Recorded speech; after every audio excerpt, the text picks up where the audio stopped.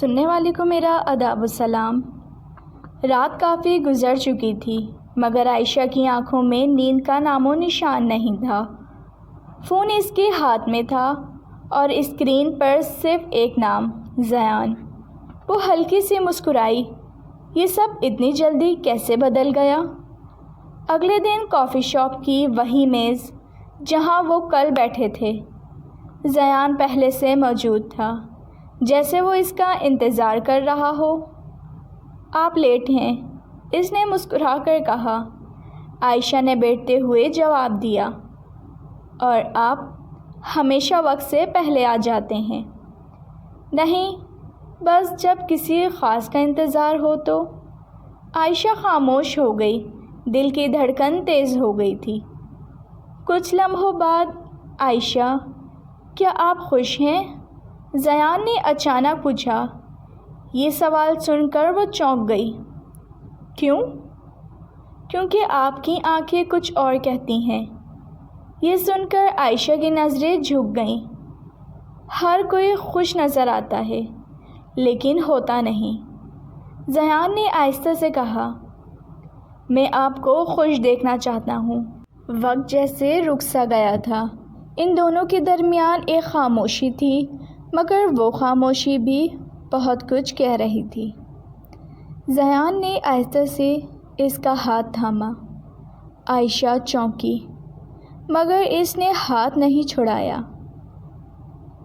مگر ایسا لگا جیسے برسوں کی پہچان ہو۔ اسی لمحے عائشہ کا فون بجا۔ اسکرین پر ایک نام چمکا، ان نون نمبر۔ اس کا دل زور سے دھڑکا۔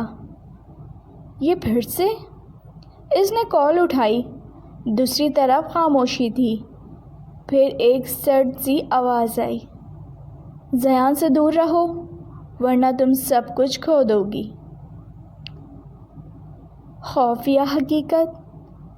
عائشہ کے ہاتھ کانپنے لگے۔ کیا ہوا؟ زیان نے پوچھا۔ وہ چند لمحے خاموش رہی، پھر بولی، کچھ نہیں، بس غلط نمبر تھا۔ مگر اس کے دل میں طوفان اٹھ چکا تھا۔ عائشہ اپنے کمرے میں بیٹھی تھی۔ وہ بار بار وہی الفاظ سوچ رہی تھی، زیان سے دور رہو۔ آخر وہ کون ہے اور زیان سے کیا تعلق ہے؟ اس نے فون اٹھایا، زیان کا نمبر کھولا اور پھر کال کرنے سے پہلے ہی رک گئی۔ کیا میں اسے سچ بتاؤں یا یہ سب ختم کر دوں؟ اسی وقت ایک اور میسیج آیا، تم نے بات نہیں مانی؟ اب بہت دیر ہو چکی ہے۔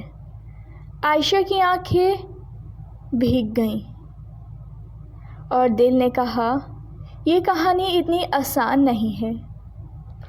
اگر آپ کو یہ کہانی پسند آئی ہے تو پلیز ناول نائٹ کو سبسکرائب کیجیے، کمنٹس کرنا نہ بھولیں کہ آپ اس کا اگلا پارٹ سننا چاہیں گے کہ آگے عائشہ کے ساتھ کیا ہوا۔ رکھیے اپنا بہت خیال، اجازت دیجیے، اللہ حافظ۔